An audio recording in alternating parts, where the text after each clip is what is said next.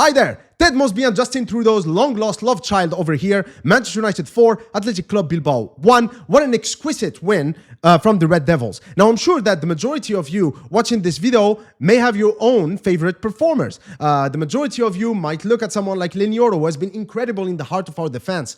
Again, some of you might look at the cameos, the world-class cameos from the likes of Amad Diallo and Mason Mount. However, in my humble opinion, if there is one individual performance that deserves to be highlighted, it's Casemiro's. Reminiscent of Michael Carrick and vintage Casemiro. Without any further ado, let's analyze.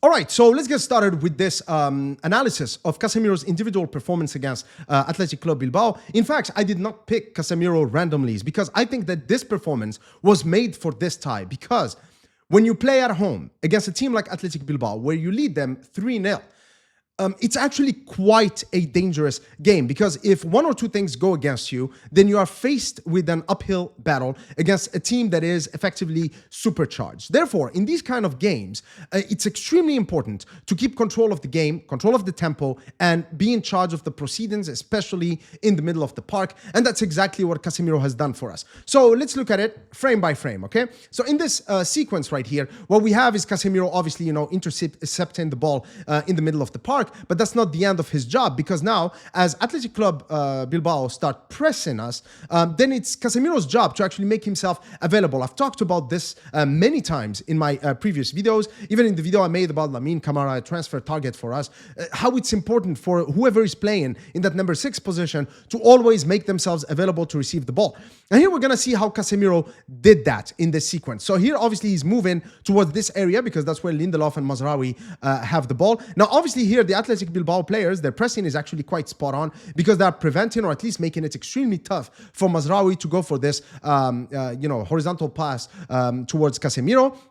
But it doesn't matter, because Casemiro still insists on making himself available, and then finally he can receive it from Lindelof. But that's not the end of it, because Casemiro is a Samba boy from Brazil, and he does this beautiful back heel right here. It's just this touch of flair that just leaves whoever is marking him in the middle absolutely no chance to make life difficult for Casemiro. And that's the kind of clever and technical play that we were really lacking in midfield for many years at Manchester United. So here he's able to pass the ball to Bruno Fernandes, who does what Mr. Hollywood Pass does, which is go with the ball forward. But that's not the end of the Casemiro show. Same situation again. Casemiro trying to make himself available to receive the ball. Now, obviously, he wants to receive it here, but as you can see, there are a lot of Athletic Bilbao players that make it really hard for Dorgo here to put the ball into these areas.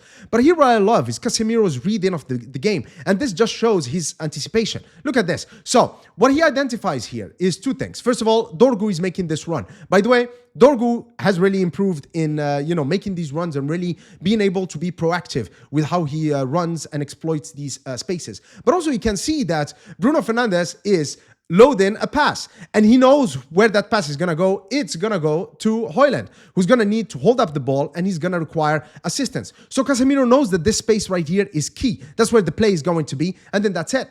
Højlund with the ball towards Casemiro, and then the pass that's going to match that Dorgu run into space. Again, great play by Casemiro. It looks simple, but it makes a huge difference to Manchester United.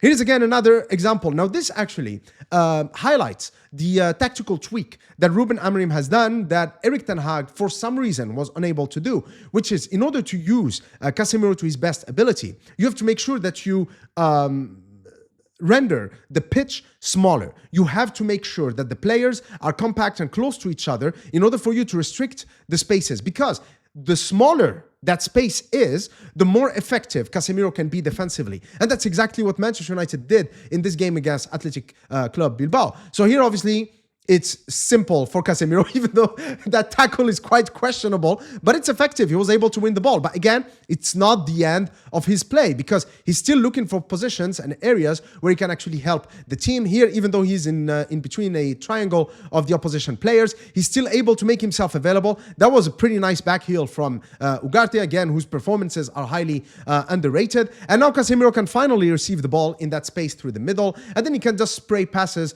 all day long in order to keep us, first of all, to help us keep possession of the ball, but also for us to keep that ball progression. Now, here's another example again, him making himself available to the players. And I don't know if you noticed something, but like, in this game, you realize like the players were always putting their trust onto Casemiro. He's obviously one of the most experienced players in the squad, but also this game particularly, he was extremely sharp with the ball at his feet and in receiving the ball in tight spaces. So here, for example, with Garnacho, back and forth. And here, look at this. So he identifies Bruno Fernandes over there, but he knows that this player is going to make it a little bit hard. It's too risky. So he does what experienced players need to do this time, and it is just to play it safe. I've said that many times in my videos. In fact, if you go back, a few of the videos I've made of the few defeats we had in the Premier League lately, it's usually because the players try to do too much in dangerous situations. No, sometimes it's fine. Just go back, pass it backwards, sideways, keep possession of the ball. If you have the ball, the opposition cannot hurt you. And that's, again, that tactical maturity and that experience that Casemiro brought in this game. Now, here again, he does what a defender does, which is just win those headers. But here, look at this. So he's looking at Bruno Fernandes. Bruno Fernandes is the advanced danger man. You want to get the ball to Bruno as fast as possible and as often as possible. So here, Casemiro, he knows that. He sees that. But he realizes there is another problem. And it is that he cannot really effectively do that unless he moves into a position, here, for example, where he can receive the ball from Mazraoui. And that's exactly what he's going to do. So he moves towards the right-hand side to receive the ball from Mazraoui. And then guess what? Immediately, without thinking, because he's already checked Bruno Fernandes's possession. And then now a beautiful pass. He doesn't even need to think about it. And then we can distribute the ball into the other side of the pitch and make Athletic Bilbao run for it. Okay? Here's another example. Again, the build-up. Typically, that's what Athletic Bilbao think. In fact, you can see the center forward right here is getting ready to go towards Maguire. But no, Casemiro has a different idea and he spreads the ball wide. Same thing again. Casemiro constantly scanning the pitch. That's what world-class players do. You don't wait until you receive the ball to think about what you're going to do with it. You scan before you receive the ball. That's what he's doing. So he's going to receive the ball here now again from Garnacho, okay? So he's still making himself available, still coming in, forming that triangle in order to help with the build-up. But then he realizes now, okay, the play is going to go into this area. Okay, so I better move towards the left-hand side of the pitch, and that's what he does. Now again, available, still scanning, constantly scanning, looking for potential targets. And here now, as he's going to get the ball from Ugarte, he is slowly building up that play. The play is, how can I get the ball towards Bruno Fernandes? And then now, plays through Dorgu. And then as Dorgu starts dribbling with the ball, Casemiro, what he does, he understands this player is too close. Let's peel off him a little bit to create space where I can receive the ball. And then now the ball goes towards Bruno and we get to keep possession of the ball. And that actually helped us a lot when it came to controlling the game. In fact, there were large periods of the game where Athletic Bilbao had more control of the game than we did, okay? And the few times we were able to wrestle that control back was actually thanks to Casemiro. And now Casemiro, of course, contributed not only through deep line playmaker types of plays, but also with sheer defensive capabilities. For example, here, I mean, this tackle, this is just an amazing tackle, able to win the ball and then now can just pass it to the forward areas so that they can go and express themselves in an attacking sense. Same thing here. I mean, in this situation, we were quite in a dangerous situation with, 7 players, behind the ball. If this player went beyond Casemiro, we would have been in trouble. But no, what Casemiro does is that he goes in and he wins the ball. Now, this is extremely important, not only because he provided that shield, but also, I don't know if the keen-eyed among you notice here, but Bruno Fernandes is going to dribble with the ball and get a free kick here, which is actually the free kick that Casemiro scored from. Okay, so his tackle was also a way for us to create chances. So let's talk about that goal, because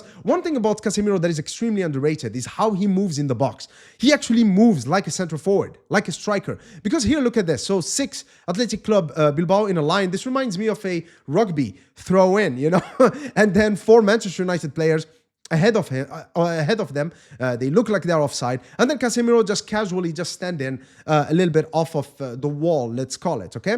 But if you pay attention here, the key area where there is a key weakness for Athletic Bilbao is actually this near post area right here. And Casemiro does something that I've seen him do a lot of times in set pieces for Manchester United, is that he just waits for the ball to be played before he makes the move, and usually reacts much faster than anybody else. And here what he does is, there you go, and just goes into that near post area where nobody is sharp enough to catch that run. And then that's a beautiful lobbed header. And of course, you know, that was like literally his last touch, because right after that, he was asked to come off. Great celebration with Luke Shaw and a beautiful standing ovation. No player was more deserving of his standing ovation than Casemiro. But again, this, oh my God, that high five and that hug with Ruben.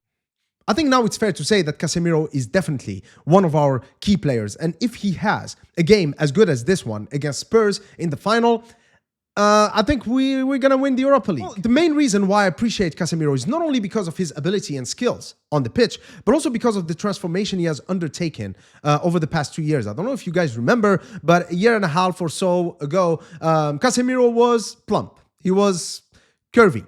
He was bloated, okay? He was lethargic. He was slow. I don't know if you guys remember 2 years ago, the first game against Liverpool. I mean, that game just flew past him, okay? So he was way off the pace. And many people, including myself, I mean, that's it. That's goodbye, Casemiro, okay? But he didn't give up. I don't know what kind of conversation he's had with Ruben Amorim, but now he looks like a physical beast. He looks like he's enjoying his football. He looks absolutely driven, absolutely determined to ensure that he remains a key player for a top club like Manchester United. The other thing is, of course, his professionalism, because he has never said anything against Manchester United. And for a guy who has more Champions League trophies than Manchester United Football Club, if there was one player who could get away with being a dickhead, okay, that's Casemiro, and yet we haven't heard anything about him. He knows that, the fans wanted him out. He knows that the owners, due to his salaries and to his low contribution, wanted him off the wage bill. He knows that Erik ten Hag, probably Ruben Amorim as well, want more legs in midfield, more athleticism, more youth, etc. And yet he never said anything. He just worked hard, tried to get back his stamina, his strength, his athleticism, and focus on his football. And you gotta respect that. You gotta respect that. Now, where does this leave us next year? I still think that we need at least one more midfielder with deep line playmaking abilities. Christian Eriksen is on his way out, but now Casemiro, what he's providing us is with more options, because the performance that he's just given against Bilbao, it's as if he watched my Lamine Camara video and he was like, you want a deep line playmaker? I'm going to give you a deep line playmaker, Mr. Scarlet Report, because that's what he did. This was a masterclass in deep line playmaking. That was great stuff. But I still think that we also need another young midfielder. We cannot just have one midfielder in the squad who can do that. But this game against Bilbao is absolute evidence that Casemiro is capable of being that player for us next season. So what do you guys think about Casemiro's performance against Bilbao? Please let me know in the comment section below. Until next time, cheers.